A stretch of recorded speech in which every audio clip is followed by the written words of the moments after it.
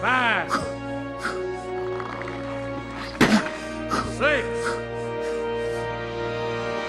7. He will die young 200 feet beneath the waves, for that is the closest he will ever get to being a hero. Navy divers, stand down. Diver, you will disregard. This is my detail. The film begins in Charleston, South Carolina in 1966. Several sailors are sitting at a train station, one of them in handcuffs with visible signs of a fight on his face. He's watching television when he spots his old black friend on the screen. At that same moment, 2 other sailors make jokes about his skin color and quickly get punched in the face for it. We're transported back to 1943 to a small town called Sonora, Kentucky. A young black boy named Carl is running down a forest path with a stack of books and dives into a lake. The kid is clearly a very good swimmer and reaches the bottom where he finds an old car and examines it. In the morning, Carl calls his father for breakfast, but the man needs to plow the field belonging to the farmer by Friday. Otherwise, the farmer will fire his father and hire another family where even the children work. He himself can't afford to buy his own plot of land. But despite this, he does quality work without extra breaks. And even so, he manages to make sure his son doesn't slack off from his studies. He asks Carl not to live a life like his and sends him to study. My kids, go to school. Now go on before you're late. Nevertheless, the boy tells his father he won't go to school today. He'll help his father plow the field, since his hands are already worn raw. I'm not going to school, Daddy. Not today. Not till this field is done. Carl harnesses himself alongside his father, and later begins working on his own. Years pass, and Carl grows up. It's now 1948. The family sees Carl off to serve in the Navy. Coloreds now.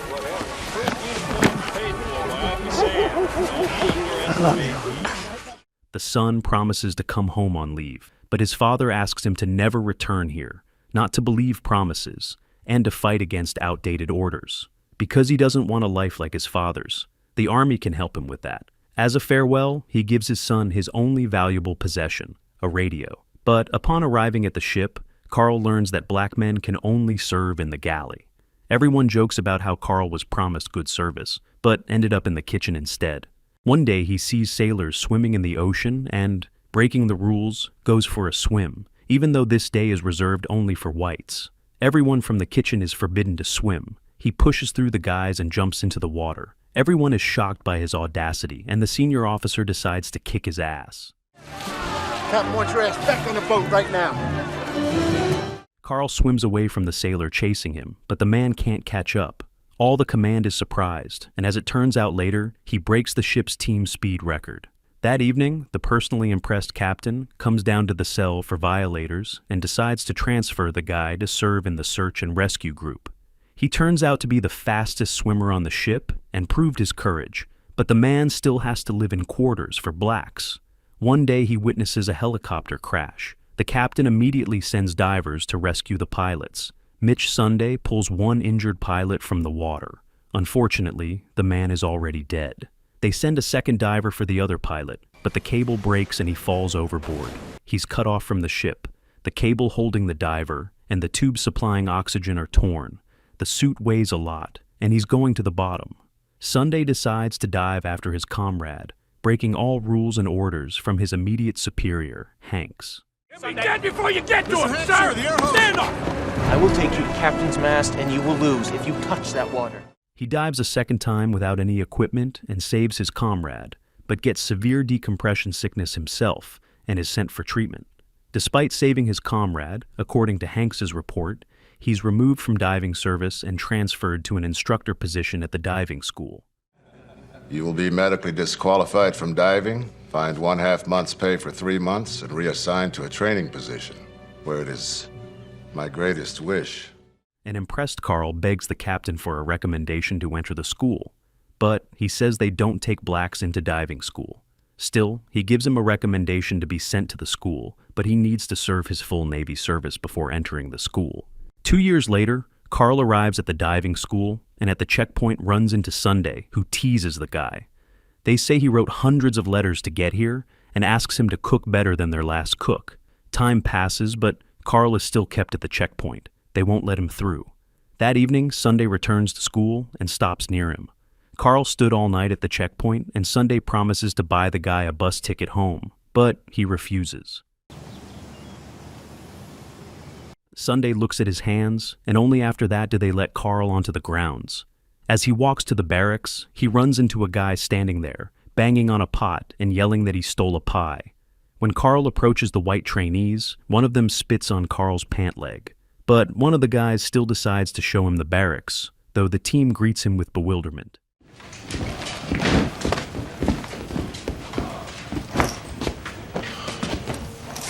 Sunday enters the barracks and reminds them that President Truman's visit in '48 abolished racial segregation in the armed forces and demands they welcome the first black trainee at the diving school, Sergeant Carl Brazier. But the other trainees refuse to sleep in the same room with a black man and leave. Only one guy remains, the one who showed Carl the barracks, Snow Hill. Rise and shine, Cookie. Time for training. At night, Carl wakes up from a bucket of water poured on him. It's Sunday inviting him to training. When Carl goes outside, he's met with a stream of water from a fire hose. The instructor asks physics questions while dunking the guy's head in a barrel of water. He intends to prove there's nothing in common between them. Nevertheless, training begins. At the first lesson, Sunday announces that only 3 of them will become divers because divers are the hardest service in the Navy. Sunday gives Snow Hill weights for diving into the water and says he must not surface without orders, and immediately sends him to the bottom. He must not surface without orders. After that, he dismisses the team. Everyone leaves, but Brazier asks permission to replace the guy at the bottom. If he's at fault, there's no need to punish another, and then Snow Hill surfaces. Sunday reminds him he wrote that he could hold his breath for 4 minutes, but only 2 have passed, and kicks the guy off the course. Meanwhile, Carl studies hard to improve his literacy. He failed the test, and if it happens again, he'll be expelled. On his day off, Carl goes to the public library where he meets Jo. He tells her that if he doesn't pass the test, they'll kick him out of school, but the girl refuses to help. She's studying to be a doctor herself, and simply doesn't have time. But coming to work in the morning, she finds Carl with books, and he easily explains Boyle Marriott's law, which Sunday asked him about. Jo agrees to study with him, and thanks to this, Carl gets high marks on tests. Later, during one of the assignments when divers are learning to patch holes at depth, the vessel shifted and one cadet's hose got stuck, preventing the guy from servicing. The ship kept moving, and his partner couldn't help. Carl volunteers to go down, and in difficult conditions saves the trapped and panicking diver, whose partner, Rourke, saves himself, abandoning his comrade. But the commendation order comes in his name, and Carl was left aside. The other cadets silently disperse, knowing the truth. Rourke is ashamed and remains standing in his place. Later, Carl is informed of his father's death. He takes this news hard. That evening, when Carl was talking on the phone, he accidentally meets Sunday's wife, Gwen, and she says her husband will kick him out and asks him to help her get revenge. They come together to a bar where school cadets are hanging out, and this causes outrage, but Sunday himself calms everyone down, offering to buy drinks on his tab, and he scolds his wife. A spoiled rich girl doesn't think about others' feelings, and then he tells the story of how he got his pipe from the general. After a major naval battle in the Philippines, one destroyer sank with people trapped inside. Carl suggests rescue methods. Sunday confirms. That's exactly what they did. And he bet the general his pipe that he'd last underwater more than 4 minutes. He saved 6 people. And Carl only saved 1 weakling, and he thinks he's better than him. Sunday challenges him to a bet. Brazier puts up permission for Snow Hill to attend classes, and if the instructor wins, Carl leaves the school. Everyone sees this bet, including Jo. The competitors put on diving helmets which are filled with water. To the shouts of spectators, Rourke times them. And Sunday loses. At that moment, the sound of a car crash comes from outside. It's Gwen who crashed into a wall. Today was their wedding anniversary, but her husband preferred to have fun at the bar. Sunday calms the woman down, and Jo rushes into a taxi. She doesn't need this kind of life. She passed her exams and wants to build a career. Carl notices Jo running to the taxi. He runs after her and confesses his love. But Jo drives away without reciprocating. Carl runs after the car and shouts for her to marry him. When she hears this, she gets out of the car and hugs him. That same evening, Sunday comes to the school commander's office. The school commander can't allow the thought of a black man becoming a diver, and despite Carl's academic success, orders Sunday to fail him on the final exam during the underwater assembly task. The chief petty officer goes to Carl, but he's not afraid of his threats and intends to fight to the end. Enraged, Sunday smashes Carl's father's radio and asks him not to come to the exam. They make it crystal clear that they won't let him pass the exam. The next day, the exam begins. The diver's task is to find parts of an assembly on the bottom and correctly put it together. Carl shows up for the test anyway.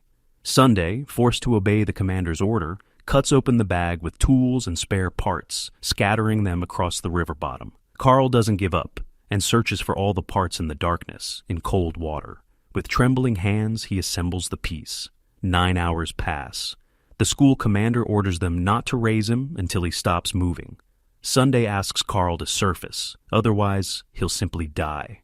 A group of students gathers on shore. Joe arrives too. And looking into people's faces, Sunday orders them to raise Carl, despite the commander's threatening shouts. Rourke pulls the rope and brings up a correctly assembled assembly. Everyone is amazed that Carl completed his task. And then Carl surfaces. Sunday has no choice and certifies Carl, for which the school commander fires the instructor. Snowhill is readmitted to diving school, and he thanks Carl for it, who finds his father's repaired radio on his bed. Carl receives an assignment to the Brooklyn shipyard and tells Joe about it. She's happy. Finally, they'll be a normal family, but Carl refuses this position because there, he won't be able to get promoted and become a chief petty officer. At this moment, Joe announces she's pregnant, and this delights the man. At a New Year's Eve party, Sunday runs into the same Hanks who once grounded him ashore, and being drunk, gets into a fight. After this incident, the court demotes him in rank and places him under arrest. We're returned to the beginning of the film, where we see a beaten Sunday in handcuffs watching television. There he sees an accident happening in the Mediterranean Sea. An American B-52 bomber, performing a routine flight, crashed. The plane's crew jettisoned their nuclear payload. 2 bombs were immediately found, but a hydrogen bomb sank somewhere in the sea. While American divers are searching, the Soviet Union is doing the same with submarines. Because, according to maritime law, a bomb in neutral waters belongs to whoever finds it. And then the USSR could study it.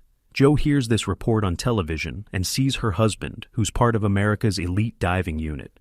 During the search for the sunken hydrogen bomb, the ship's crew detects a Soviet submarine on sonar and reports it to Carl. Carl spots it and starts to swim away, but the submarine catches the cable and snags Carl. He nearly gets caught in the propeller of the approaching submarine. Miraculously escaping, he discovers the bomb. When he's back on the ship, the crew begins raising the bomb, and then from the great weight the cable snaps. Carl notices this in time and pushes the other sailors away. The flying cable hits Carl, and he suffers a serious leg injury. He woke up in the hospital, with Joe sitting beside him. At this time, Sunday is undergoing treatment for alcoholism. He's rebelling again in his ward and screaming with all his might. Chief Petty Officer Carl Brazier becomes a hero. His photographs are published in newspapers. Gwen asks Sunday to start life over, and he reads newspaper articles about Carl. He's glad that Carl finally achieved what he wanted, but command announces the decision to discharge Carl, but he asks them to amputate the damaged part of his leg so he can return to service. After all, there were such cases among World War II pilots. He shows an old photograph of a pilot with an amputated leg to Hanks, who now heads the personnel department at the Pentagon. Carl announces he wants to become a Master Chief Petty Officer. Hanks says it's impossible. Joe tries to talk him out of this decision, but still supports her husband's decision and leaves him. Carl still has the operation, and he quickly begins mastering the prosthetic. He works hard to get back in the ranks faster. Unexpectedly, Sunday comes to his aid. During the commission, the head of the Navy's personnel service, Captain Hanks, is about to discharge Carl despite the promises given to him, and reports that he can only be bypassed from above through Navy leadership. As it turns out, Carl escapes from the hospital. Sunday appears at the commission and asks Hanks for 4 weeks. and then a recertification for Carl Brazier. Hanks refuses, but journalists are discovered outside the door, and the commander doesn't need publicity, and he decides to reconsider his condition. But there's one catch. If Carl loses, Sunday leaves the service. Carl trains intensively under Sunday's guidance, and finally the day of certification arrives. Unexpectedly, they wheel a new diving suit into the hall that weighs 290 pounds. The entire commission is shocked. Everyone understands that Hanks did this on purpose to get revenge on Sunday for all his antics. Hanks demands that Brazier put on the diving suit, stand up, and take 12 steps according to regulations. Carl agrees to do it right there. They didn't let Sunday into the hall, but he enters anyway and backs up Hanks, even though the floor here is too slippery. The commission recognizes him as a war hero. Joe enters the hall with their son. Brazier talks about how many years he strived to get into the Navy and achieve the rank of Chief Petty Officer, and reminds them of the Navy's main tradition, a sailor's honor. Sunday helps him put on the suit, but Hanks forbids anyone to help Carl stand up. In the new instruction, written by him personally, there's no such clause anymore. Although Hanks himself was never a diver and doesn't know how hard it is to stand up in full gear, Carl stands up on Sunday's commands and with difficulty begins taking his first steps. 5, 6,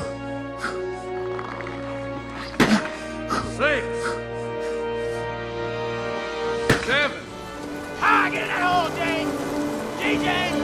Ah, get up there! Sunday motivates Carl, and he successfully completes the task and shames Hanks.